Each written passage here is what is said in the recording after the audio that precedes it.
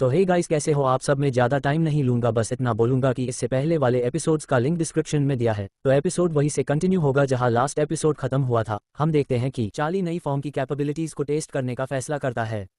Charlie breakneck speed से दौड़ता है और शेडो एनर्जी का शेपलेस क्लॉट बन जाता है। अपनी स्पीड टेस्ट करने के बाद चार्ली अपनी स्ट्रेंथ ट्रेन करने का फैसला करता है और आसानी से अपना बेड उठा लेता है। अपनी नई पावर्स से खुश होकर चार्ली जोर से बोलता है कि अब वो इनविंसिबल है। चार्ली ये देखकर खुश होता है कि शेडो का शेप जाहिर नहीं है, पर यह अपने आप को परफेक्टली जस्टिफाई करता है। सिस्टम सजेस्ट करता है कि चार्ली स्टॉकर स्किल ले वार्निंग के साथ कि ये स्किल किसी और के पास नहीं है और इसमें कुछ रिस्क्स हैं। चार्ली इस ऑफर के बारे में सोचता है, फैसला करता है कि शायद ये मौका रिस्क के लायक है। लेकिन अचानक एक शेडो सिस्टम विंडो से निकल आता है, चार्ली को फैसला करने से रोकता है। शेडो चार्ली को लपेट लेता है और उसे एक शेडो ककून में खींच लेता है, उसकी पावर्स के साथ इंटरेक्ट करता है।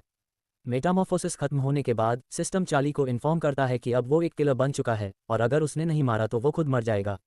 सिस्टम वार्न करता है कि अब चार्ली के अटैक्स एक गॉड को भी डैमेज कर सकते हैं, पर वो मारने की ज़रूरत से छुटकारा नहीं पा सकता। अगला सिस्टम स्क्रीन बताता है कि जब शेडो फॉर्म एक्टिवेट होता है तो उसकी किलिंग एबिलिटी बहुत ज़्यादा बढ़ जाती है। सिस्टम ये भी ऐड करता है कि अब वो डिकैपिटेशन स्किल एक्टिवेट कर सकता है, जो ब्लड लेवल, स्ट्रेंथ एबिलिटीज़ और दोनों पार्टियों के फैक्टर्स पर डिपेंड करती है। चार्ली गैस करता है कि ये वही स्किल है जो उसने पिछली बार शेडो मॉन्स्टर को मारने के वक्त एक्टिवेट की थी। मेन कैरेक्टर अपनी नई पावर्स से फिर से खुश होता है और सोचता है कि अब वो इनविंसिबल है। चार्ली अचानक रिलैक्स्ड फील करता है और अपने वूंड्स चेक करता है, देखकर पता चलता है कि वो पूरी तरह से हील हो चुका है। प्रोटेगोनिस्ट सजेस्ट करता है कि शेडो फॉर्म एक्टिवेट करने से उसकी रिजनरेशन पावर काफ़ी ज़्यादा बढ़ जाती है। अगले सुबह कैरोल के क्लासमेट्स सोशल मीडिया पर चार्ली की एक फ़ोटो देखते हैं। कैरोल की एक दोस्त कहती है कि उसने सुना था कल चार्ली किसी मर्चेंट से मिला और उसके साथ लड़ा, पर उसके पास एक छुरी थी। कैरोल अपने क्लासमेट्स को बोलती है कि ऐसे किस्से पर विश्वास ना करें और बताती है कि एक कुत्ता उसका पीछा कर रहा था। थोड़ी देर बाद कैरोल और उसके दो क्लासमेट्स चार्ली के अपार्टमेंट पहुंचते हैं। अचानक कैरोल की एक दोस्त उससे पूछती है कि उसके पास चार्ली के घर की चाबी कहाँ से आई, जिससे वो कंफ्यूज हो जाती है। सवालिया तरीके से जवाब देने के बाद कैरोल अपार्टमेंट में एंट्री करती है और कहती है कि वो अपने दोस्तों के साथ चार्ली से मिलने आई है। चार्ली कमरे के बीच बैठा होता है और अपने वूंड को चेक कर रहा होता है जो अचानक खुल गया होता है। कैरोल तुरंत चार्ली के पास पहुंचती है और उससे पूछती है कि क्या उसके पास अब भी बैंडेज हैं। कैरोल के फ्रेंड्स एक्साइटेड होकर चार्ली के नए मसल्स को छूने लगते हैं। कैरोल जल्दी से इस जनरोसिटी को रोक देती है और अपने दोस्तों से कहती है कि वो लिविंग रूम में चलें। कैरोल के फ्रेंड्स रूम से चिल्लाने की आवाज़ें सुनते हैं और एक दूसरे से पूछते हैं कि क्या चार्ली ठीक होगा। कैरोल चार्ली के वूंड का इलाज करती है, कहती है कि वो इस ऑइंटमेंट को जानती है और ये बिल्कुल दर्द नहीं करता। वो कहती है कि चार्ली के वूंड को अच्छे से ट्रीट करना होगा, पर मेन कैरेक्टर कैरोल के लेग्स देखने में व्यस्त होता है। कैरोल चार्ली को बताती है कि वो बहुत ज़्यादा लड़ता है, जिसके जवाब में चार्ली कहता है कि वो ठीक होगा। कैरोल उससे पूछती है कि कल उसने क्या किया था और कहती है कि वो कोई बकवास ना बनाए। चार्ली सच बताते हुए कहता है कि उसने बस एक रात का इंसाफ किया था, जिसके जवाब में कैरोल कहती है कि वो झूठ बोल रहा है। चार्ली कैरोल से पूछता है कि अंकल लू कल कितने बजे वापस आए थे, जिसके जवाब में वो कहती है कि वो वापस नहीं आए। मेन कैरेक्टर कहता है कि उसे लगता है नाइट वॉच का काम काफ़ी कठिन है और उनके पास आराम करने का बिल्कुल भी वक्त नहीं होता। कैरोल कुछ नहीं कहती और चार्ली समझ जाता है कि वो अपने फादर के लिए बहुत चिंतित है। मेन कैरेक्टर ये समझता है कि नाइट वॉच के ज़्यादातर एम्प्लॉयज़ अपनी जान खतरे में डालते हैं और ली का एक हाथ कट गया था, जबकि लिनमो नाम के एक सोल्जर की 20 साल की उम्र में मौत हो गई थी। कैरोल चार्ली से पूछती है कि क्या वो नाइट वॉच पर काम करेगा अगर उसने मार्शल आर्ट्स एग्जाम पास कर लिया तो। चार्ली कुछ सेकंड्स के लिए इस ऑफर के बारे में सोचता है और फिर कैरोल से पूछता है कि क्या वहाँ सुंदर लड़कियाँ होंगी। कैरोल को चार्ली का मजाक पसंद नहीं आता और उसके गाल खींचते हुए कहती है कि अपना मुंह बंद रखो। कैरोल के दोस्त उनकी बातें सुन रहे होते हैं जो दरवाजे के बाहर खड़े होते हैं। लड़का लड़की से पूछता है कि क्या हो रहा है, जिसके जवाब में वो कहती है कि सब कुछ ऑब्वियस है। थोड़ी देर बाद जब लड़ाई की आवाज़ें रुक जाती हैं, दोस्तों ने कमरे में एंट्री की और चार्ली से पूछा कि वो कैसा फील कर रहा है। चार्ली सोफा पर बैठा होता है और कहता है कि वो ठीक है, फिर गेस्ट्स को बैठने का इन्वाइट करता है। गेस्ट्स उसके पास बैठे और चार्ली उन्हें अपनी एक बनावट कहानी सुनाने लगता है अपने एडवेंचर्स के बारे में। कैरोल चार्ली को कहती है कि वो स्टोर जा रही है और उसकी फटी हुई जैकेट ले जाती है, कहती है कि वो उसे फेंक देगी। चार्ली को कोई प्रॉब्लम नहीं होती और वो अपनी स्टोरी सुनाता रहता है। अचानक चार्ली को याद आता है कि जैकेट में कुछ चीज़ें रह गई हैं और वो कैरोल की तरफ दौड़ता है और उसे रुकने के लिए कहता है। कैरोल उसकी तरफ मुड़ती है और उसकी जैकेट से एक पैकेज ऑफ फेमिनिन पैड्स गिर जाता है। कैरोल एक एक्सप्रेशन बनाती है और चार्ली से पूछती है कि उसे इसकी क्या ज़रूरत थी। चार्ली जवाब देता है कि कल कैरोल का पेट दर्द कर रहा था, इसलिए वो उसे खुश करने के लिए स्टोर से ले आया था। दोस्तों ने ये सीन बड़े दिलचस्पी के साथ देखा और अपने फ़ोन्स निकाले। चार्ली पैकेज उठाता है और कैरोल को देता है, कहता है कि अगर कुछ ज़रूरत हो तो वो उसे कांटेक्ट कर सकती है। कैरोल शर्मा जाती है और चार्ली पर चिल्लाती है कि उसे ऐसा नहीं करना चाहिए था और पैकेज उस पर फेंक देती है। चार्ली अपने माथे को रगड़ता है जहां पैकेजिंग लग गई थी और समझ नहीं पाता कि कैरोल इतनी गुस्सा क्यों है। थोड़ी देर बाद कैरोल और उसके दोस्त चले जाते हैं चार्ली को अकेला छोड़कर। चार्ली तुरंत अपनी शैडो प्यूपिल स्किल का इस्तेमाल करता है, शैडो वर्ल्ड का एक पोर्टल बनाता है। जब पोर्टल चार्ज हो रहा होता है चार्ली अपनी शैडो फॉर्म में वापस चला जाता है और ट्रेनिंग करने का फैसला करता है। कुछ वक्त बाद चार्ली स्मूथली दूसरी तरफ शैडो वर्ल्ड में ट्रांसफर हो जाता है। अचानक चार्ली को वहां काफी कंफर्टेबल फील होता है। ये फीलिंग मेन कैरेक्टर को याद दिलाती है जैसे वो एक पॉल्यूटेड सिटी से निकलकर शुद्ध प्रकृति में आया हो। चार्ली ये भी नोट करता है कि उसका पेट दर्द करना बंद हो गया है और उसका ब्लड वॉल्यूम सिग्निफिकेंट रूप से बढ़ गया है। चार्ली ट्रेनिंग शुरू करने का फैसला करता है और कूदने की कोशिश करता है, पर बिना स्ट्रेंथ को कैलकुलेट किए कई मीटर ऊपर उड़ जाता है। चार्ली को एंडलेस एनर्जी फील होती है और वो ट्रेनिंग कंटिन्यू करने का फैसला करता है, टफ एक्सरसाइजेस करता है जैसे पुशअप्स। अचानक सिस्टम चार्ली को इन्फॉर्म करता है कि अगर उसने शैडो बाइट एक्टिवेट किया है, जो सिर्फ शैडो लेयर से डार्कनेस को एब्जॉर्ब करता है, तो उसकी फिजिकल कंडीशन क्लास के दौरान इनक्रेडिबली स्ट्रॉन्ग हो गई है। चार्ली फैसला करता है कि उसका रूम स्पेस के लिए काफ़ी छोटा है, इसलिए वो बाहर प्रैक्टिस करेगा। चार्ली हॉरिजॉन्टल बार्स पर एक्सरसाइजेस ट्राई करने का फैसला करता है और आसानी से सबसे मुश्किल एक्सरसाइजेस परफॉर्म करता है। इस बीच नाइट वॉच हेडक्वार्टर में एक और मीटिंग शुरू होती है। स्पीकर रिपोर्ट करता है कि रिपोर्ट्स के मुताबिक शैडो सिटी में अनरेस्ट ज़्यादा फ्रीक्वेंट और अनप्रेडिक्टेबल हो गया है। स्पीकर ये भी कहता है कि नाइट वॉच यूनिट्स ने नॉर्दर्न, साउदर्न और ईस्टर्न डिस्ट्रिक्ट्स में गैप्स डिस्कवर किए हैं। मीटिंग में एक और पार्टिसिपेंट इन्फॉर्मेशन पर कमेंट कहता है कि मैप पर पोल्यूशन मेनली रेसिडेंशियल एरियाज को कवर करता है। अंकल लू भी मीटिंग में प्रेजेंट होता है, जो मेंटली नोट करता है कि अब रीसेंट टाइम्स में अदर का आना ज़्यादा फ्रीक्वेंट हो गया है। उसे याद आता है कि पिछले 2 दिनों में 4 इंसिडेंट्स हुए हैं जहां लोगों को शैडो सिटी में खींच लिया गया था और ये नंबर छोटा लगता है। अंकल लू को बिल्कुल आइडिया नहीं होता कि अगले अटैक कब होंगे। उसके पॉइंट ऑफ व्यू से शैडो लेयर एनोमली के मुकाबले ब्रीचेस काफ़ी बड़ा थ्रेट हैं। लू को लगता है कि शैडो लेयर में कोई और हो सकता है जो गॉडजिला की तरह हो, पर स्टेरॉइड्स खाकर बहुत बड़ा बन गया है। अंकल ली काउंसिल को कहता है कि ये सिर्फ शक हैं, इसलिए उन्हें ऐसा नहीं बिहेव करना चाहिए जैसे वो पहले ही हार चुके हैं। वो सबसे पूछता है कि क्या वो सच में बैटल के लिए रेडी नहीं हैं। काउंसिल और अंकल लू इस सवाल का जवाब नहीं देते और ली दूसरों से कंटिन्यू करने के लिए कहता है। अंकल लू अपनी सिगरेट की पैक निकालता है, एक सिगरेट अपने दांतों के बीच डालता है और लाइटर की तरफ हाथ बढ़ाता है। अचानक वो पाता है कि उसके मुंह में सिगरेट के बजाय कुकीज़ हैं, जो कैरोल ने रिप्लेस कर दी थी। अंकल ली अपने दोस्त की मदद करता है और उसे अपनी पैक फेंक कर देता है, जो लू आसानी से पकड़ लेता है। लेकिन लू उस पैक से सिगरेट नहीं लेता और कहता है कि वो लंग कैंसर से डर रहा है। अंकल ली लू की बातों पर हंसी करता है और सच में उस पर विश्वास नहीं करता, पर जल्दी से टॉपिक को किसी ज़्यादा इंपॉर्टेंट चीज़ पर शिफ्ट कर देता है। कुछ वक्त बाद अंकल लू ली से पूछता है कि क्या ये इन्फॉर्मेशन कन्फर्म है, जिसके जवाब में ली अपने लैपटॉप चेक करने के लिए कहता है। लू कंप्यूटर खोलता है और एक मैसेज फ्लैश होता है, जो कहता है कि सब रैंक 2 स्पेशल्स को अपने बच्चों के एडमिशन एप्लीकेशन सबमिट करने होंगे जब वो एग्जाम पास कर लेंगे। लू ली से पूछता है कि वो चार्ली को किस डिपार्टमेंट में भेजने का सोच रहा है। ली कहता है कि चार्ली के लिए ऑर्डिनरी क्राफ्ट ज़्यादा बेहतर रहेगा इंस्टेड ऑफ मार्शल आर्ट्स या ह्यूमैनिटीज़ में जाने। लू उससे पूछता है कि क्या होगा अगर चार्ली एग्जाम में फ्लाइंग कलर्स के साथ पास हो जाता है। ली एक आखिरी सांस लेता है और एवेसिव आंसर देते हुए रूम से निकल जाता है। लू उससे कहता है कि अपने जवाब को क्लियरली एक्सप्रेस करे और उसका ध्यान रखे, जिसके जवाब में ली रेकमेंड करता है कि वो अपनी ड्यूटीज़ को ईमानदारी से पूरा करे। एक लड़की रूम में एंट्री करती है और कहती है कि कुछ मिनट पहले उन्होंने शैडो लेयर से एक मैसेज रिसीव किया है। एक नए रिपोर्ट के मुताबिक एक नया अदर रिवील हुआ है जो एक अजीब शैडो लगता है। क्रिएचर को एक ह्यूमनॉइड शेप के साथ डिस्क्राइब किया गया है और इसे पहली बार चिन थिएटर गार्डन में डिस्कवर किया गया था। रिपोर्ट ये भी कहती है कि यह शैडो लगातार स्पोर्ट्स में एंगेज रहता है और जब डिटेक्टर्स उसके करीब जाते हैं तो वह ट्रेनिंग रोककर सैल्यूट करता है। लड़की यह ऐड करती है कि ऑब्जर्वर ने एक अजीब अदर को डिस्कवर किया है, जिसके बारे में डेटाबेस में कोई जानकारी नहीं है। लू नाइट वॉच की रिपोर्ट को स्टडी करता है और यह सोचता है कि यह किस तरह का अदर है। इस बीच शैडो लेयर में चार्ली एक स्पाइडर मॉन्स्टर से टकराता है और कहता है कि इसमें काफ़ी प्रोटीन है। चार्ली अपने फ़ोन से सब कुछ फिल्म करता है और कहता है कि स्पाइडर का मीट बहुत हेल्दी और जूसी होता है। चार्ली खुश है कि उसकी शैडो लेयर के वीडियो को बहुत लोगों ने लाइक किया है और वह उम्मीद करता है कि यह जल्दी ही पॉपुलर हो जाएगा। चार्ली फैसला करता है कि वह अदर के बारे में एक लाइव ब्रॉडकास्ट शुरू करेगा और देखता है कि कितने लोग स्ट्रीम को ज्वाइन करते हैं।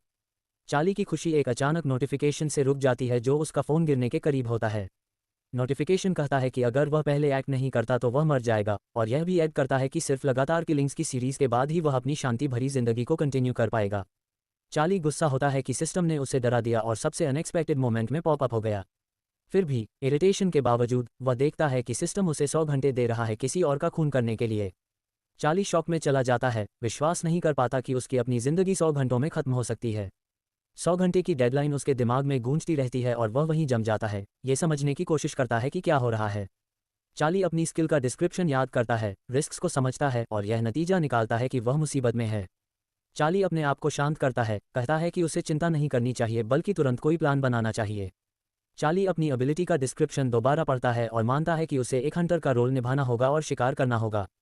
चार्ली इस नतीजे पर आता है कि जब तक वह अदर को मारता रहेगा वह जीवित रह सकता है, शायद अमर भी बन सकता है। सिस्टम ये भी ऐड करता है कि अमर होने का मतलब सिर्फ न मरने की क्षमता नहीं, बल्कि मरने पर अपनी आत्मा का नई बॉडी में ट्रांजिशन भी हो सकता है, जो चार्ली को कंफ्यूज करता है। चार्ली सिस्टम के इस सुझाव पर शक करता है कि वह किलिंग का मजा ले, कहता है कि वह इसका मजा नहीं ले सकता। अपने विचारों को संभालते हुए वह कोने के पास देखता है और स्पाइडर को ऑब्जर्व करता है, मन में कहता है कि उसे स्पाइडर को मारना पड़ेगा ताकि हिट पॉइंट्स कमा सके। चार्ली फोन को एक पॉट के पास रखकर एक छोटी सी पत्थर से सपोर्ट देता है और फैसला करता है कि वह स्पाइडर के साथ अपनी फाइट को कैमरा पर रिकॉर्ड करेगा। ब्रॉडकास्ट के प्रिपरेशन कंप्लीट करने के बाद वह अपने हाथ के एक वेव के साथ अपनी शैडो फॉर्म को समन करता है। चार्ली अपने व्यूअर्स से धीरे से बात करता है, धीरे धीरे सोए हुए स्पाइडर के पीछे से पास होता है और अपना बैट स्विंग करता है। चार्ली नोट करता है कि वह स्टील को यूज करने के लिए इंतजार नहीं कर सकता जिसमें उसने कई हजार उन खर्च किए थे। चार्ली कई बार स्ट्राइक करता है जिससे स्पाइडर तुरंत जाग जाता है और पलटकर अटैक करता है। चार्ली को समझ आता है कि शैडो फॉर्म में रहकर उसे लगभग नोटिस करना मुश्किल है, इसलिए वह डिसाइड करता है कि स्पाइडर के वीक पॉइंट्स के बारे में पता लगाया जाए। स्पाइडर के इर्द गिर्द चलने के बाद वह एक सिग्निफिकेंट वल्नरेबिलिटी को देख लेता है जो स्पाइडर के स्टिंग के एरिया में होती है और वह मारने के लिए तैयार होता है। चार्ली के आने से पहले मकड़ी शांति से सड़क पर घोंसला बना रही थी, खुश थी क्योंकि यहाँ का माहौल उसके लिए बहुत आरामदायक था। मकड़ी को यहाँ कोई उदास महसूस नहीं होता और उसे बस ध्यान रखना है ताकि वो एक आरामदायक जिंदगी जी सके। मकड़ी नोट करती है कि उसे हाल ही में एक भयानक आदमी से लड़ना पड़ा था और छोटी मोटी चोटों के बावजूद उसने एक पूरा खाना मिला। मॉन्स्टर सोचता है कि उसे थोड़ा सोना चाहिए ताकि वो अपनी ताकत को पूरी तरह से वापस पा सके। अचानक मॉन्स्टर की स्पाइडर सेंस उसे बताती है कि कोई उसे नज़र से देख रहा है। मकड़ी उछलकर देखती है कि कौन उसे देख रहा है, लेकिन किसी को नहीं पाकर वो अपने आप से कहती है कि यह जगह अभी भी सुरक्षित नहीं लगती, इसलिए वो रात किसी और जगह बिताने का फैसला करती है। अचानक मकड़ी को स्टिंग के क्षेत्र में भारी दर्द महसूस होता है जब शैडो लाइटनिंग उसके शरीर को छूती है। चार्ली मॉन्स्टर के पीछे खड़ा है और देखता है कि वो शैडो उसे एक दरिया की तरह बह रहा है। चार्ली को लगता है कि अगर वो एक और कमजोरी ढूंढ ले तो वो अपनी पूरी ताकत छोड़ सकता है। चार्ली मकड़ी के घाव से बात निकालने की कोशिश करता है, खुश है कि सिर्फ 40% खून बचा है। लेकिन मकड़ी तुरंत एक लाल ऊर्जा की बीम चार्ली पर छोड़ती है, उसे दीवार में धक्का देकर। धूल साफ करने के बाद चार्ली खुद को इस बात से तसल्ली देता है कि ऐसा प्रहार उसे बिल्कुल नहीं छूता। मकड़ी गुस्से में घूमती है और अपने अपराधी को ढूंढने की कोशिश करती है और चार्ली को समझ आता है कि वो अभी तक उसे नहीं देख रहा, वरना वो हिट जानबूझकर नहीं होता। चार्ली अपने पैरों पर खड़ा होता है और शैडो अटैक का इस्तेमाल करने का फैसला करता है, जमीन के नीचे जैसे पानी में डाइव कर रहा हो। चार्ली नीचे से मकड़ी को देखता है, यह आदमाया करते हुए कि शैडो से अटैक करना कितना कूल है। मुख्य पात्र अपने आप से कहता है कि अगर वो सही समय का इंतजार कर सकता है तो दूसरे व्यक्ति से सामना की लड़ाई क्यों करे। मकड़ी घूमती रहती है जिससे उसमें घुसा हुआ बैट थोड़ा खून बहता है। सही समय का इंतजार करते हुए चार्ली सोचता है कि अब अंत का प्रहार करने का समय है। इस दौरान स्ट्रीमिंग प्लेटफॉर्म पर एक दर्शक अलग अलग ब्लॉगर्स को देखता है जो अलग अलग चीज़ों पर बात करते हैं, जैसे सफ़र, सोशल एक्सपेरिमेंट्स और कई दूसरे क्षेत्र। दर्शक एक बोर सफ़ेद बालों वाली लड़की है जो सही चैनल ढूंढने के लिए चैनल स्विच करती है। अचानक लड़की चार्ली के स्ट्रीम पर आ जाती है जिसे उसने उपनाम यो लिया है। लड़की स्ट्रीम को दिलचस्पी से देखती है, दूसरों के साथ लड़ाई का असल शो देखने के लिए बेहद रुचि रखती है। चार्ली ब्रॉडकास्ट करते हुए कहता है कि वो एक मकड़ी से लड़ रहा है जो एक प्राचीन रैंक 1 घोस्ट का प्रकार है। लड़की गुस्से में होती है कि यो के दर्शक उसकी वीडियो पर शक करते हैं और वो अपने आप से कहती है कि वो ऐसे व्यवहार को बिल्कुल नहीं सहन कर सकती। लड़की जल्दी से चैट में घुसकर यो से लिखती है कि वो उसकी मदद करने के लिए क्या कर सकती है। अचानक स्ट्रीम पर चार्ली शैडो से मकड़ी के पास निकलते दिखाई देते हैं। लड़की इस मोड़ पर हैरान होती है, ये सोचती है कि शायद इस ब्रॉडकास्ट को कोई और भी कर रहा है। वो फ़ोन रखकर खुश होती है और स्ट्रीम पर रुकने का फैसला करती है, कहकर कि सब कुछ बहुत ज़्यादा इंटरेस्टिंग हो रहा है। चार्ली शैडोज से बाहर कूदता है और बिना समझे मकड़ी के ऊपर हवा में उड़ता है। लेकिन मकड़ी को चार्ली के आने वाले प्रहार की सरसराहट सुनाई देती है और वो घूमकर उसका सामना स्टिंग से करती है। स्टिंग मक्खन में चाकू की तरह सतह को छीलता है और पत्थर के टुकड़ों से तेज धुएं उठती हैं। लेकिन जब धुएं साफ होती हैं, मकड़ी को पता चलता है कि प्रहार की जगह कोई नहीं है। कोई मकड़ी को दूसरी तरफ उंगली से छूता है और वो घूमकर देखने की कोशिश करती है कि क्या हो रहा है। चार्ली इस बेचैन मॉन्स्टर का मजाक उड़ाने के लिए अपने आप को फिल्म करना जारी रखता है। चार्ली मकड़ी के अटैक से बचने में महारत हासिल कर रहा है, सिर्फ उसका मजाक उड़ाता हुआ। लड़की चार्ली की तेजी की तारीफ करती है, कहकर कि वो नबात से बेतहाशा सुंदर और तेज है। मकड़ी एक और टैक्टिक पर स्विच करने का फैसला करती है और एक पुरपलिश एसिड का स्ट्रीम बाहर फेंकती है। एसिड उसके चारों ओर छोटी सी गड्ढी बना देती है, जिससे जमीन से निश्चित रूप से आकर करना मुश्किल हो जाता है। चार्ली मकड़ी से पूछता है कि क्या वो सच में सोचता है कि अगर जमीन एसिड से ढक गई है तो वो कुछ नहीं कर पाएगा। चार्ली मकड़ी के नज़दीक एक इमारत पर चढ़ जाता है और नीली आग लगाकर अपनी जगह मॉन्स्टर को दिखाता है। अटैक के लिए तैयार होकर चार्ली शैडो क्लॉथ में बदल जाता है और मकड़ी की तरफ इमारत से जल्दी से उड़ता है। मकड़ी फिर से अपने से एसिड का स्ट्रीम छोड़ देती है, जो इमारत को ढक लेती है जहां से चार्ली उड़ रहा है। लेकिन चार्ली आसानी से एक और शैडो पर टेलीपोर्ट हो जाता है, सोचता है कि वो इमारतों से गुजरते रह सकता है जब तक उसे ज़रूरत है। चार्ली एक सिलसिला शैडो डैश करता है, मकड़ी के शरीर से बैट निकालकर सीधा उसके नीचे आ जाता है, मॉन्स्टर को समय नहीं देते हुए। चार्ली उसे सिर में बैट से छुरा देता है, एक प्रहार में उसे मारकर। लाइफलेस शरीर से दूर होते हुए चार्ली शैडो बाइट स्किल का इस्तेमाल करता है, डिफीटेड मकड़ी की ताकत को अब्जॉर्ब करते हुए।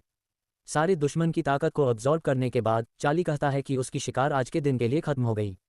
लड़की मान लेती है कि यह एक बेहद रोमांचक नज़ारा था जो उसने काफ़ी समय से नहीं देखा था।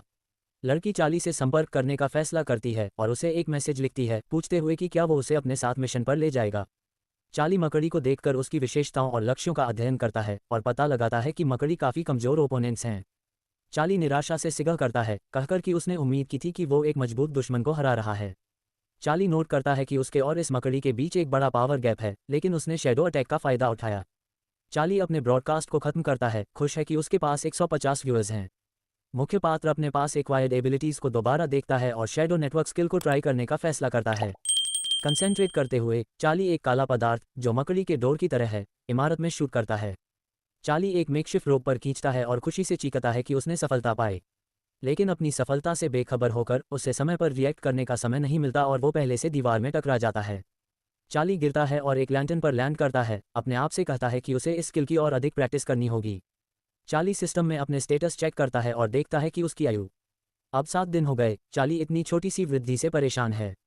वो कहता है कि हालांकि उसके पास एक हफ्ते का समय है, दूसरों को ढूंढना इतना आसान नहीं है, इसलिए सुरक्षित रहना बेहतर है। चार्ली फिर से सिस्टम को एक्सेस करता है और मार्क स्किल अनलॉक करता है, जो उसे चुनी हुई टारगेट को मार्क करने की सुविधा देता है। सिस्टम चार्ली को बताता है कि मार्क का प्रभाव सिर्फ 1 सेकंड के लिए एक ही टारगेट पर चलेगा, लेकिन ये समय बढ़ेगा अगर रेपुटेशन बढ़ता है। यह एबिलिटी चार्ली की लोकेशन को भी दिखाएगी। इसका मतलब है कि उसे मार्क टारगेट को हंट करते वक्त इस स्किल का बहुत ध्यान से इस्तेमाल करना होगा। हंटर की स्पीड और एगिलिटी बढ़ जाती है और शिकार सफल होने पर उनमें से एक स्किल हमेशा के लिए एनहेंस हो जाता है। चार्ली सोचता है कि उसकी रेपुटेशन कब बनी, लेकिन जल्दी ही समझ जाता है कि यह एक लाइव ब्रॉडकास्ट था। एक चतुराई भरा योजना तुरंत चार्ली के दिमाग में आता है और वो दूसरों का शिकार करने का फैसला करता है, सब्सक्राइबर्स हासिल करते हुए, जो उसकी रेपुटेशन को ऊपर ले जाएगा। चार्ली ज़मीन पर कूदता है और फैसला करता है कि उसके पास आज करने के लिए बहुत कुछ है, इसलिए उसे मेहनत करनी होगी। चार्ली जल्दी से एक और मकड़ी ढूंढता है, जो पहले वाले ओपोनेंट से साइज और ताकत में बेहतर है। टारगेट को मार्क करने के बाद चार्ली आत्मविश्वास से नीचे कूदता है, मॉन्स्टर पर स्टेल्थी अटैक करने का सोचता है। थोड़ी देर बाद कैरोल फिर से उन घावों को ठीक करती है जो चार्ली ने पिछली लड़ाई में लिए थे, जब वो उसकी चीख सुन रही होती है कि उससे कितना दर्द हो रहा था। लड़की मुख्य पात्र से पूछती है कि इस बार वो किससे लड़ रहा था। चार्ली कैरोल से कहता है कि वो शांत हो जाए क्योंकि वो एक हीरो बनने जा रहा है, और कहता है कि वो समझ नहीं पाएगी। कैरोल चार्ली की प्रेटेंशियस स्पीचेस से प्रभावित नहीं होती और उससे पूछती है कि कितने हीरो हर दिन इस बारे में शिकायत करते हैं कि उन्हें दर्द होता है। कैरोल चार्ली को सलाह देती है कि वो कहीं नहीं जाए जब तक उसके पास सही स्किल नहीं है, लेकिन वो चुपचाप मंबलाती है कि वो अपने घावों को सिर्फ कुछ सेकंड में शैडो फॉर्म की मदद से ठीक कर सकता है, ये कहकर कि वो इसे बिल्कुल नहीं चालू करता ताकि ये उसकी मदद करे। कैरोल चार्ली से पूछती है कि वो अब क्या कह रहा है। चार्ली जल्दी से अपने होशला में आता है और अचानक टॉपिक बदलता है, उसे कहता है कि कोई मूवी देखे। कैरोल कहती है कि अभी देखने के लिए ज़्यादा कुछ नहीं है, और कहती है कि एक ब्लॉगर हाल ही में आया है जो सबकी रुचि को जगाए हुए है। कैरोल चार्ली के पास आकर उसे फ़ोन दिखाती है जिसमें उसकी अपनी ब्रॉडकास्ट का रिकॉर्डिंग चल रहा है। सरप्राइज में चार्ली उस पानी को छोड़कर कफ करता है जो वो पी रहा था। कैरोल चार्ली से थोड़ा दूर होते हुए पूछती है कि ऐसी वायलेंट प्रतिक्रिया का कारण क्या था। चार्ली इसे जनरलिटीज़ के साथ ब्रश ऑफ कर देता है, उसके बाद अपने लवर से पूछता है कि वो कितनी बार इस ब्लॉगर को देखती है। कैरोल फिर से चार्ली के करीब आती है, कहती है कि वो इस ब्लॉगर को 2 दिन से देख रही है, और कहती है कि ये ब्लॉगर सबसे पॉपुलर और अनोखा बन गया है। चार्ली परेशान है कि इतनी तेजी से पॉपुलैरिटी बढ़ने से नाइट वॉच का ध्यान अट्रैक्ट हो सकता है और वो कैरोल से पूछता है कि क्या दूसरों को पब्लिश करना एक क्राइम है। कैरोल नोट करती है कि ये सच में उनके बारे में अपनी जानकारी को डिस्क्लोज करने लायक नहीं है, लेकिन उसकी नज़र से ब्लॉगर यो के शो लोगों की संवेदनाओं पर असर नहीं डालते, इसलिए वो इसे एक अपराध नहीं मानती। लड़की आगे बढ़ती है और भी करीब आकर कैरोल चार्ली को वीडियो अच्छे से दिखाने के लिए कहती है कि वो इस ब्लॉगर का उदाहरण अपनाना चाहती है जो दूसरों से अच्छे से लड़ता है। वो चार्ली को ये भी बताती है कि एक ब्लॉगर ने यो के वीडियो का पहले से एनालिसिस किया है। चार्ली मुस्कुराता है और चुपचाप बैठा रहता है, ये सोचकर कि कैरोल कितनी रुचि ले रही है। वीडियो देखने के बाद कैरोल चार्ली से पूछती है कि क्या वो भी कभी इतनी प्रसिद्ध हो सकती है। चार्ली उससे पूछता है कि वो इसके लिए क्या करेगी और कहता है कि क्या वो एक सफ़ेद सिल्क का ड्रेस पहनने का प्लान कर रही है और शैडो लेयर में डांस करेगी। कैरोल शर्मिंदा होती है और कहती है कि वो दूसरों के बारे में कुछ वीडियो बनाने का सोच रही थी, जिसके लिए चार्ली कमेंट करता है कि शायद वो बहुत इन्फॉर्मेटिव हो सकता है। वो ये भी कहता है कि अगर कैरोल ऐसे आउटफिट में बाहर जाती है तो उसके फैंस उसका पीछा करने लगेंगे और इसका कुछ अच्छा नहीं होगा। कैरोल का चेहरा बदल जाता है और वो कुछ शंकित होती है। इसके बाद वो पूछती है कि इस बात का क्या मतलब है। अचानक वो चार्ली के पीछे आकर एक बंदूक निकाल लेती है, उसे प्रोटागोनिस्ट के पीछे पॉइंट करते हुए। कैरोल चिढ़ाकर पूछती है कि क्या उसे चोटों का सामना तब करना पड़ा जब वो किसी को ट्रैक कर रहा था। चार्ली जल्दी से अपने हाथ उठाता है और शोर से कहता है कि वो सिर्फ मजाक कर रहा था। कैरोल उससे पूछती है कि वो कैसे जान सकती है कि वो झूठ नहीं बोल रहा, जिस पर चार्ली उससे कहता है कि वो उसे जाने दे, उसे ऑफिसर बुलाता है। कैरोल के जाने के बाद चार्ली थोड़ा ब्रेक लेने का फैसला करता है और काउच पर बैठ जाता है, अपना फ़ोन निकालकर। चार्ली अपने पर्सनल मैसेजेस चेक करता है जिसमें उसे स्केप्टिकल असम्पशंस मिलते हैं कि उसके सारे वीडियो फेक हैं। मुख्य पात्र इस व्यवहार को समझ नहीं पाता और सोचता है कि क्यों उसे फ्रॉडस्टर समझा जा रहा है। वो मैसेजेस में से एक लिंक पर क्लिक करता है और एक वीडियो देखने चला जाता है जिसमें एक यूज़र, जो कि अर्थ है, कहता है कि वो स्कैमर को गिरफ्तार करेगा। अर्थ चार्ली को मजाक उड़ाने वाले तरीके से डिस्क्राइब करता है, कहता है कि ये असली नहीं है। अर्थ पहला सबूत के रूप में ये बताता है कि उसके वीडियो के कई फ्रेम्स में स्मूथ ट्रांजिशन नहीं है, जो एडिटिंग स्प्लाइस को दर्शाता है। ब्लॉगर बैकग्राउंड पर भी ध्यान देता है, कहता है कि ये भी एक सुपरइम्पोज्ड स्पेशल इफेक्ट है। चार्ली कहता है कि अर्थ एक आम फूड ब्लॉगर था और वो समझ नहीं पाता कि उसने अचानक उसका एक्सपोज करने का फैसला क्यों किया। अर्थ कहता है कि वो नाइट वॉच का फ्रीलांस मेंबर है, इसलिए वो आसानी से फेक को पहचान लेता है। चार्ली कमेंट्स खोलता है और देखता है कि कुछ व्यूअर्स अर्थ से सहमत हैं और कहते हैं कि कभी न कभी ये बुद्धू सच्चाई जान लेंगे। चार्ली फैसला करता है कि वो दूसरे एलियंस का शिकार शुरू करेगा, लेकिन सबसे पहले उसे अर्थ को एक सबक सिखाना होगा। मुख्य पात्र फिर से शैडो प्यूपिल का इस्तेमाल करता है और नए उत्साह के साथ शैडो लेयर में कूदता है। इस बार चार्ली अपने कंधे पर एक मिनी कैमरा लगाता है ताकि शूटिंग ज़्यादा नेचुरल लगे। चार्ली शहर को देखता है, ये नोट करते हुए कि आज दूसरों की संख्या बहुत कम है। याद करता है कि शैडो लेयर कभी कभी रिसेट होता है। लंबी तलाश के बाद चार्ली आखिरकार एक छठी रैंक का एलियन देख लेता है और फैसला करता है कि शिकार शुरू करने का समय आ गया है। शैडो पावर्स से एनहेंस्ड बैट निकालते हुए वो अपने आप से कहता है कि वो देखना चाहता है कि छठी रैंक का दूसरा एलियन क्या कर सकता है। चार्ली बिल्डिंग के किनारे दौड़ता है ताकि वो गिर सके। जैसे एक पत्थर सीधे किसी और पर गिरता है, लेकिन नीचे उसे कुछ नहीं मिलता। इस हालत से परेशान होकर चार्ली तेजी से सीढ़ियों से नीचे उतरता है। नीचे उतरते ही वो आखिरकार एक और मकड़ी पर पड़ता है जो शिकार ढूंढने में लगा है। ध्यान केंद्रित करते हुए चार्ली अपने बेचैन विरोधी पर एक मार्किंग स्पेल चलाता है। मार्क लगाने के बाद दूसरा तुरंत चार्ली की मौजूदगी महसूस करता है और उसका दिल की धड़कन काफ़ी तेज हो जाती है। चार्ली देखता है कि दूसरा अनुपस्यु शब्द के दर्द से भरा है और वो चार्ली को ढूंढने के लिए घूमता है। मुख्य पात्र को इस दूसरे में कुछ ऐसी ही चीज़ें मिलती हैं जो पहले के शिकार के मॉन्स्टर में थी, जिससे उसने अपने सफ़र की शुरुआत में लड़ाई की थी। लेकिन अब चार्ली को लगता है कि वो खुद इवॉल्व हो चुका है और पहले से बेहतर लड़ने वाला है। चार्ली चार्ज करता है और अपने बैट से मॉन्स्टर को इम्पेल कर देता है, 6 स्ट्राइक टेक्निक का इस्तेमाल करते हुए। दूसरा गंभीर नुकसान भुगतता है, जिससे उसकी लाइफ फोर्स 45% तक कम हो जाती है और वो दर्द से उछलता है। दूसरा हवा में उड़ता है और चार्ली उसके पीछे दौड़ता है, टैग को फिर से रीएक्टिवेट करते हुए। चार्ली एक क्रशिंग ब्लो देता है, लेकिन क्रीचर आसानी से डॉज करता है, हवा में तेजी से डैश करते हुए। मॉन्स्टर जल्दी काउंटर अटैक करने का फैसला करता है चार्ली के पीछे जाकर, लेकिन वो जल्दी से साइड में कूदता है, दीवार से पैर के जरिए पुश ऑफ करते हुए। लैंडिंग करने पर चार्ली अपना बैग घुमाता है ताकि वो अपने विरोधी की तरफ तेजी से दौड़ सके। लेकिन दूसरा अपना मुंह खोलता है और अपने टेंटिकल्स का इस्तेमाल करके सायोनिक एनर्जी इकट्ठा करता है। मेंटल अटैक से चार्ली इनिशिएटिव खो देता है और उसे बहुत चक्कर आने लगते हैं। चार्ली के होश में आने का इंतजार किए बिना मॉन्स्टर अपने पावर्स का इस्तेमाल करता है, उसकी बॉडी पर कई सायोनिक ब्लो देते हुए। चार्ली मार खाने के बाद खुद को ऊपर उठाता है और देखता है कि सिर्फ एक हिट में उसका ब्लड काउंट 34% तक गिर गया है। मुख्य पात्र फैसला करता है कि वो अपनी स्ट्रेटेजी बदले, वरना चीज़ें उसके लिए बहुत बड़ी मुश्किल में खत्म होंगी। मॉन्स्टर चार्ली पर अपने ब्लेड से अटैक करता रहता है, लेकिन वो डॉज करता है, शैडोज में डाइव करके। शैडो को काबू में करते हुए मॉन्स्टर उसके आसपास कई बार स्ट्राइक करता है ताकि चार्ली की मैन्यूवर्स को रोका जा सके। लेकिन चार्ली अचानक नज़र से गायब हो जाता है और मॉन्स्टर के ऊपर आ जाता है, पावरफुल ब्लोज देने के लिए तैयार। चार्ली सुपर स्पीड में जाता है, हर सेकंड में दर्जनों ब्लो देते हुए, मॉन्स्टर के आसपास इलूसिव तरीके से मूव करते हुए। मॉन्स्टर के एस्केप करने की कमजोर कोशिश पर चार्ली एक पावरफुल एल्बो स्ट्राइक देता है जो उसे ज़मीन पर गिरा देता है। चार्ली दूसरे के पास दौड़ता है और मॉन्स्टर को एक बार और ख़त्म करने के लिए डिकैपिटेशन का इस्तेमाल करने की तैयारी करता है। लेकिन अचानक दूसरे का चेहरा कुछ डिसॉल्व हो जाता है और चार्ली वहीं सोल्जर लिनमो देख लेता है जिसे उसने पहले शिकार किया था। चार्ली रुक जाता है और समझ नहीं पाता कि लिनमो ऐसा क्यों हो गया और वो यहाँ कैसे आया। दूसरा चार्ली को एक ब्लास्ट ऑफ डार्क एनर्जी से उड़ा देता है और अपनी पकड़ से निकल जाता है। इस मौके का फायदा उठाते हुए मॉन्स्टर बिना किसी जवाब दिए तुरंत भाग जाता है। चार्ली उसका पीछा करता है, मॉन्स्टर से रुकने को कहता है, लेकिन कुछ ही मिनट बाद वो मॉन्स्टर को देखने में पूरी तरह से नाकाम हो जाता है। सिस्टम चार्ली को बताता है कि हंट ऑलमोस्ट सक्सेसफुल था, बट लास्ट मोमेंट सब कुछ प्लान के अकॉर्डिंग नहीं गया। उसने ऐड किया कि लगातार फेल्योर उसकी लाइफ स्पैन को छोटा करेगा और उसे कमजोर करेगा। सिस्टम चार्ली को बताता है कि अगर हंटिंग उसकी लाइफ नहीं है तो उसकी लाइफ एक धीरे मौत का इंतजार बन जाएगी। चार्ली गुस्से में सिस्टम स्क्रीन को हिट करता है जो बार बार वही फ्रेज रिपीट कर रही है। चार्ली सोचता है कि एक हीरो आखिर कैसे बनता है जो दूसरों को बचाने के लिए अपने आप को कुर्बान करता है। वो खुद से पूछता है कि क्या वो भी मरने पर एक मॉन्स्टर में बदल जाएगा। लेकिन ये समझकर कि उसके लिए वापस आना मुमकिन नहीं है, चार्ली हंट जारी रखने का फैसला करता है। चार्ली ईस्टर्न डिस्ट्रिक्ट नंबर 1 में आता है जो गैदरिंग प्लेसेज में से एक है। मेन कैरेक्टर शैडो का प्यूपिल का इस्तेमाल करके बिल्डिंग के रूफ पर एक पोर्टल बनाता है ताकि सिचुएशन को अच्छे से देख सके। चार्ली को लगता है कि यहाँ और भी लोग हैं, लेकिन वो शायद बिल्डिंग नहीं छोड़ने वाले। लेकिन जब वो घूमता है तो देखता है कि एक और बड़ा मॉन्स्टर नेबरिंग बिल्डिंग के रूफ पर है। चार्ली ये भी नोटिस करता है कि उसकी लेग सीरियसली डैमेज्ड है जो इस क्रिएचर के साथ फाइट में उसका काफ़ी फायदा दे सकता है। चार्ली दूसरे मॉन्स्टर के पीछे छुपने की कोशिश करता है, धीरे धीरे शेडोज से निकलता है, लेकिन मॉन्स्टर उसकी हरकत सुन लेता है। मॉन्स्टर अचानक घूमता है, लेकिन चार्ली जल्दी से वापस शेडोज में घुस जाता है। चार्ली मॉन्स्टर के शरीर पर रेड डॉट्स देखता है, सोचता है कि यही वजह है कि वो इतना सेंसिटिव है और अपनी टारगेट को कूल करने का फैसला करता है। चार्ली मॉन्स्टर के गार्ड डाउन होने का इंतजार करता है और आखिरकार एक मौका देख लेता है। वो मॉन्स्टर के ऊपर से आता है, मार्क को रिएक्टिवेट करता है और हिम्मत से बैटल में घुस जाता है।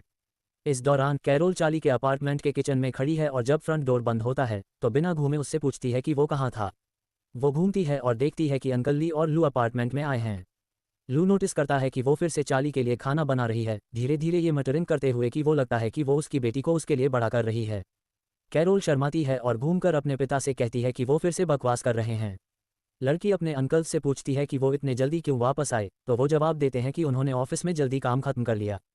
कैरोल का पिता सजेस्ट करता है कि सब रेस्टोरेंट चलें, लेकिन कैरोल कहती है कि कोई ज़रूरत नहीं है क्योंकि वो खाना बनाने में लगभग खत्म हो गई है। अंकल ली टेबल पर बैठ जाते हैं और कहते हैं कि वो दूसरे दिन जा सकते हैं, फिर वो दूसरों को भी टेबल पर बैठने का इन्विटेशन देते हैं। ली पूछता है कि अब चार्ली कहाँ है, जिसके लिए कैरोल अस्यूम करती है कि वो बाहर वॉक पर गया है और जल्दी वापस आएगा। अंकल ली को गुस्सा आता है कि चार्ली मज़ा लेने बाहर गया है, जब अचानक फ्रंट डोर फिर से खुलता है। चार्ली अपार्टमेंट में एंटर करता है, कहता है कि वो भूखा है और कैरोल से कहता है कि अपार्टमेंट उसके खाने से कितना डिलीशियस स्मेल कर रहा है। चार्ली घूमकर कहता है कि आज वो अच्छे मूड में है इसलिए उसने उसकी फेवरेट कैंडी खरीदी है और ये भी बताता है कि उसने देखा कितने मैसेजेस उसने भेजे हैं और पूछता है क्या वो उसे याद करती है। कैरोल और अंकल्स परफॉर्मेंस को ऑकवर्डली ग्रीट करते हैं।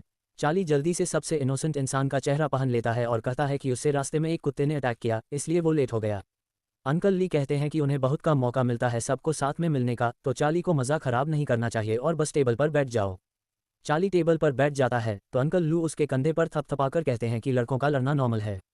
अंकल लू ये भी कहते हैं कि उन्हें अपनी जवानी के दिनों में लड़कियों के सामने अपना दिखावा करने में कोई प्रॉब्लम नहीं दिखती थी। अंकल ली कहते हैं कि उन्होंने अभी हाल ही में लू को किसी लड़की के साथ देखा था और उसके बारे में पूछते हैं। अंकल लू अपनी गर्लफ्रेंड की तारीफ करता है और कहता है कि अगर वो जवान होता तो सब कुछ उसके लिए दे देता।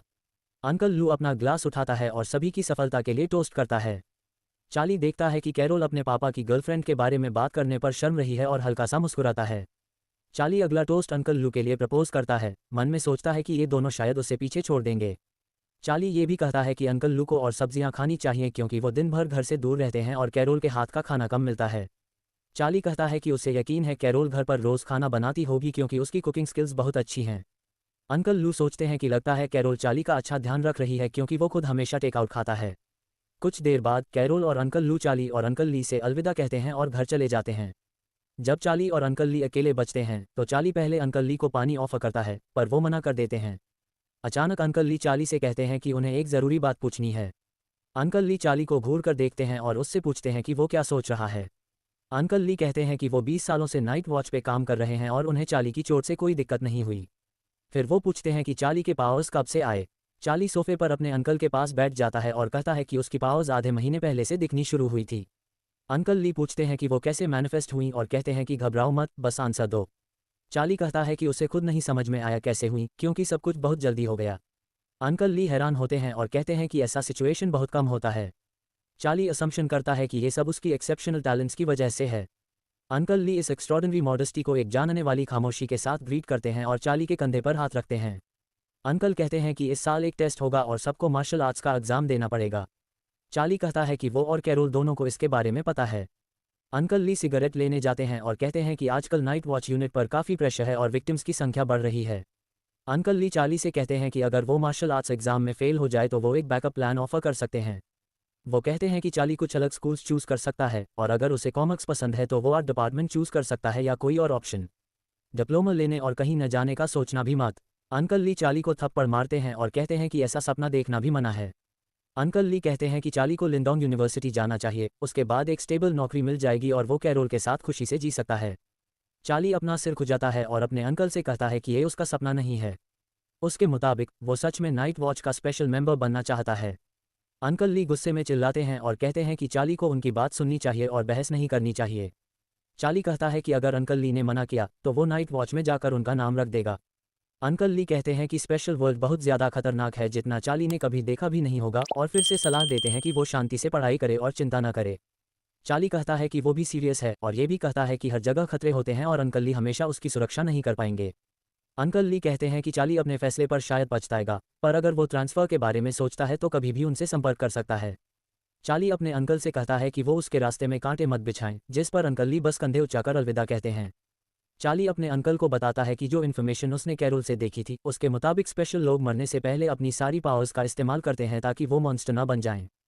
चार्ली सोचता है कि क्या ये संभव है कि एक इंसान बदल जाए चाहे उसने अपनी सारी पावर्स एग्जॉस्ट कर दी हो, जिसके जवाब में उसे हाँ का जवाब मिलता है।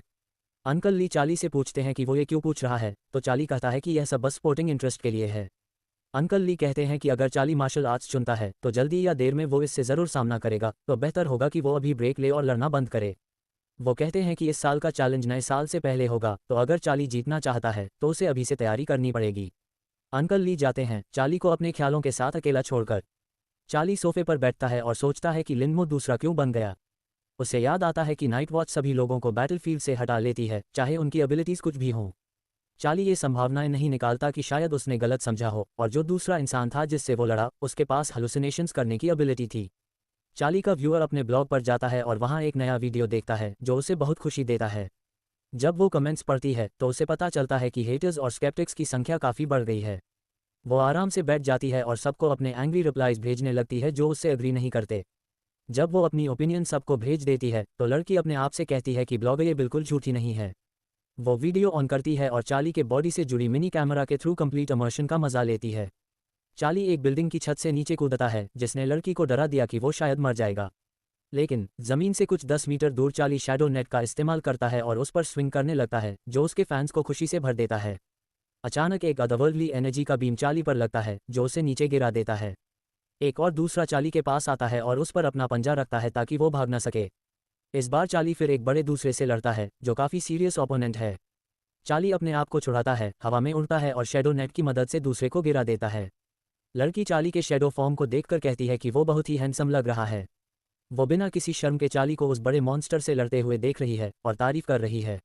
लड़की नोट करती है कि यह सब कुछ बहुत नेचुरल लग रहा है और यहाँ गलती की कोई गुंजाइश नहीं है। उसके मुताबिक चार्ली सच में दूसरों का असली किलर है। चार्ली शैडो बाइट का इस्तेमाल करता है नीचे गिराए गए विरोधी पर ताकि उनकी एसेंस को एब्जॉर्ब कर सके। लड़की अस्यूम करती है कि चार्ली यह सब एडिशनल एबिलिटीज़ पाने के लिए कर रहा है। उसे याद आता है कि पहले भी जब उसने जॉइंट स्पाइडर से फाइट की थी बिल्कुल ऐसा ही था। कुछ वक्त बाद चार्ली घर लौटता है और अपनी चोटों को आईने में देखते हुए कहता है कि इस एरिया के दूसरे बहुत स्ट्रॉन्ग हैं। वो नोट करता है कि अगर वो इंजर्ड न होता तो शायद वो बचा नहीं होता। चार्ली अपना फ़ोन खोलता है और फिर से अर्थली टो का वीडियो देखता है जिसमें वो फिर से ब्लॉगर के वीडियो का एनालिसिस करता है। वो नया वीडियो देखकर कहता है कि जो दूसरा चार्ली ने फाइट किया था वो वुंडेड और काफ़ी कमज़ोर था। वो कहता है कि एक आम इंसान भी ऐसे कमज़ोर अपोनेंट से डील कर सकता है। डीए के मुताबिक स्पेशल लोग ऐसे कमज़ोर लोगों पर ध्यान नहीं देते। चार्ली मान लेता है कि फ़ाइट ज़्यादा स्पेक्टेक्युलर नहीं थी, लेकिन ये वीडियो उसे अभी भी काफ़ी गुस्सा दिलाते हैं। चार्ली के मुताबिक उसकी अब तक की स्ट्रेंथ किसी बड़ी चीज़ के लिए काफ़ी नहीं है। वो फैसला करता है कि उसे इतना स्ट्रॉन्ग बनना पड़ेगा कि कोई उस पर कभी शक न करे।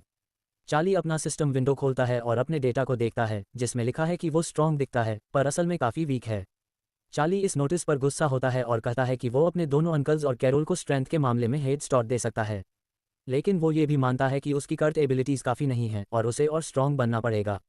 चार्ली नोट करता है कि उसके शेडो पॉइंट्स एक्सपीरियंस के इंडिकेटर्स नहीं हैं, बल्कि वो उसकी एनर्जी रिजर्व्स को रिफ्लेक्ट करते हैं। वो अंदाज़ा लगाता है कि शेडो ट्रेड या शेडो प्यूपल का इस्तेमाल करने में लगभग 3 ग्लासेस का उपयोग होता है।